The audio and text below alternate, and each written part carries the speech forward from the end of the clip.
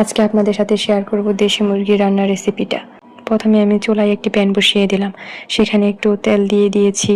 তেলটা গরম হয়ে আসলে পেঁয়াজ কুচিগুলো দিয়ে দিব। পেঁয়াজের কালারটা একটু পরিবর্তন হয়ে আসলে সেখানে পেঁয়াজ বাটা, রসুন বাটা আর আদা বাটা দিয়ে দিব। দিয়ে একটু ভালোভাবে নাড়াচাড়া করে পেঁয়াজ রসুনের কাঁচা গন্ধ যাওয়ার আগ পর্যন্ত একটু ভালোভাবে নেড়ে চেড়ে নিব। একটু পানি দিয়ে দিলাম। মরিচের গুঁড়া, হলুদের গুঁড়া, ধনিয়ার গুঁড়া, জিরার গুঁড়া সব একসাথে দিয়ে দিলাম। ভালোভাবে নাড়াচাড়া দিয়ে মিশিয়ে নিব। পরিমাণ মতো লবণ দিয়ে দিয়েছি। তারপরে এখানে আমি কিছু গরম মশলা দিয়ে দিব। দারচিনি, এলাচ, লবঙ্গ, তেজপাতা দিয়ে দিলাম।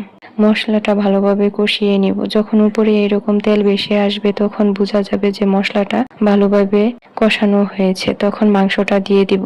মাংসটা দিয়ে ভালোভাবে নাড়াচাড়া দিয়ে মাংসে মশলাটা মিশিয়ে নিব। এরপর মাংসটাকে ভালোভাবে কষিয়ে নিব। যে কোনো মাংসই যদি ভালোভাবে সুন্দর করে কষিয়ে নেওয়া যায় তাহলে সেই খাবারটা অনেক টেস্ট হয়ে যায়। তাই ভালোভাবে মাংসটাকে কষিয়ে নিব। যখনই দেখবেন উপরে এরকম তেল তেল ভেসে আসছে তখনই বুঝতে পারবেন মাংস কষানো হয়ে গেছে। তখনই পানি দিয়ে দিবেন। আমি পরিমাণ মতো পানি দিয়ে দিলাম। তারপর ঢাকনা দিয়ে ঢেকে দিলাম। কিছুক্ষণের জন্য এভাবেই রেখে দিব। একটু পর ঢাকনাটা খুলে আবার নাড়াচাড়া দিয়ে নিলাম।